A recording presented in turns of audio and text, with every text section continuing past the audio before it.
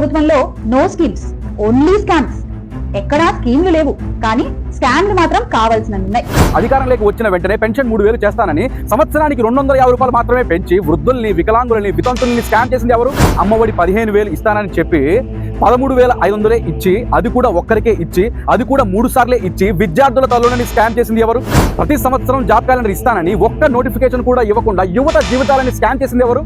మద్యపాన నిషేధం చేస్తానని మంచి మద్యాన్ని నిషేధించి జే బ్రాండ్ని తీసుకొచ్చి డిజిటల్ పేమెంట్ లేకుండా అధిక ధరలకు అమ్ముకొని మహిళల మంగళసూత్రాలతో స్కామ్ చేసింది ఎవరు? ఇసుక లేకుండా చేసి, కార్మికులకు ఉపాధి లేకుండా చేసి, వాళ్ళ పొట్ట కూటితో స్కామ్ చేసింది ఎవరు? సిపిఎస్ రద్దు చేస్తానని ఉద్యోగుల్ని, పోలవరం కడతానని రైతుల్ని, 3 రాజధానులు కడతానని ఓటు వేసిన ప్రతి ఒక్క పౌరుని మోసం చేసింది ఎవరు? కూటమి వచ్చిన వెంటనే వృద్ధులకు, వితంతులకు, వికలాంగులకు ఒకేసారి పెన్షన్ పెరిగింది. ఉచిత ఇసుక వచ్చింది. అన్నార్థుల ఆకలి తీరుస్తూ అన్నా క్యాంటీన్ కూడా వచ్చింది. దీపం పథకంతో సిలిండర్ ఇంటికి వచ్చింది. యువతకు డిఎస్సి నోటిఫికేషన్ వచ్చింది. టీసీఎస్ తో సహా రాష్ట్రానికి పెట్టుబడుల వరద వచ్చింది. వైజాగ్ స్టీల్ ప్లాంట్ ప్రైవేటీకరణ ఆగింది. పోలవరం ప్రారంభమైంది. అమరావతికి మళ్లీ పునాది పడింది. ఓ శ్యామలక్క, స్కీముల పేరుతో స్కామ్లు చేసింది మీ వైసీపీ ప్రభుత్వం. పని పథకం పాలనతో ప్రతి పౌరుడి మన్ననలు పొందుతుంది కూటమి ప్రభుత్వం.